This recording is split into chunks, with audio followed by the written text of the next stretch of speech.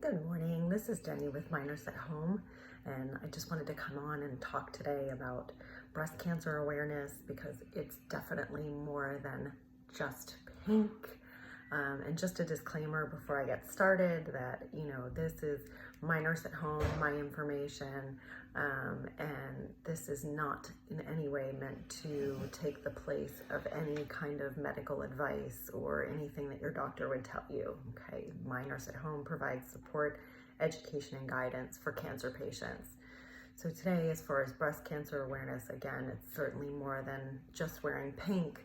So let's take a couple of minutes to understand its importance and how we can all make a difference and understand some basic information about this disease. So question number one is, why is there a Breast Cancer Awareness Month?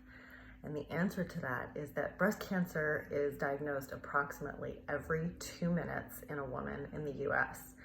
Each October across the world this month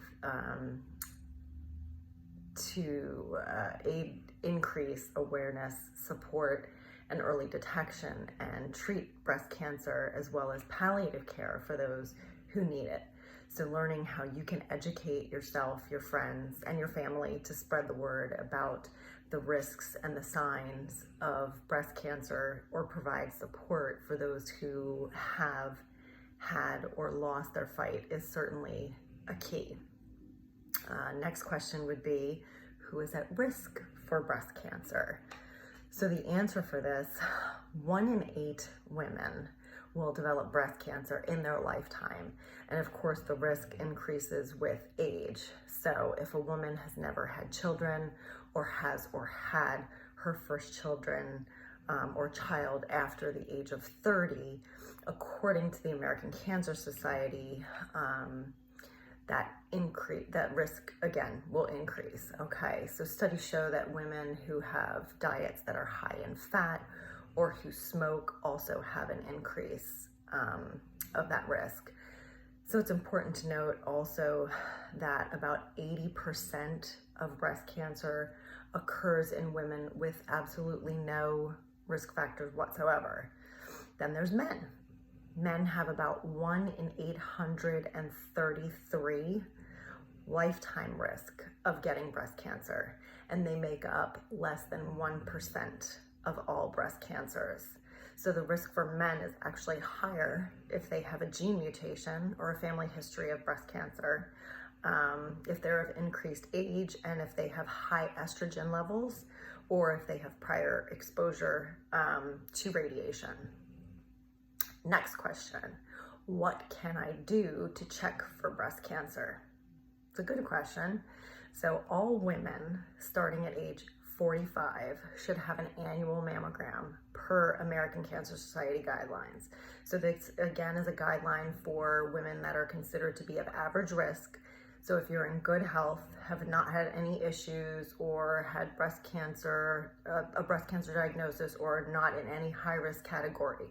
Okay, so many women by age 55 can reduce the mammograms to every other year, but speaking to your doctor to determine your level of risk, or if you should have screening earlier, more frequently, or in a different way, such as like an ultrasound or MRI or combination thereof, that's key. Talk to your doctor, and always be familiar with your breasts, how they look, how they feel, and you always want to report any changes to your physician.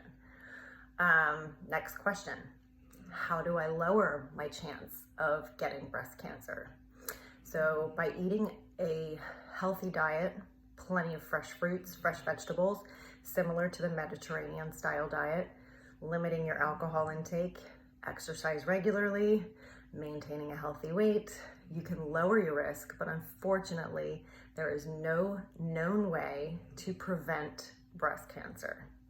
Early detection is key, so having regular communication and checkups with your doctor is certainly encouraged. This way, any changes can be checked quickly, and if you are found to have breast cancer, the earlier it's detected, the better chance for a good outcome. Next question, what if I do have breast cancer? So be sure you understand the treatment options being presented by your doctor. Ask questions. reach out for support from an outside source who's well educated in the subject for support and guidance and understanding. The key is to not get lost in the information, which is certainly hard to do. Make sure that you can process what is being said emotionally as well. Time is necessary to process the options that are presented. Make well-educated decisions for yourself that you can be comfortable with and also will result in the best outcomes. So whether the doctor is treating for cure or giving you the best quality of life, taking time to process your emotions and the information is key. So if I can be of other assistance to you or help you along in your journey, please don't hesitate to reach out to me.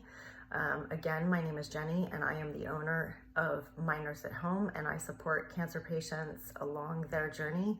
My number is 714-696-8773. Easier to remember is 714-MY-NURSE. My website is www.mynurseathome.com. Thanks so much for your time today.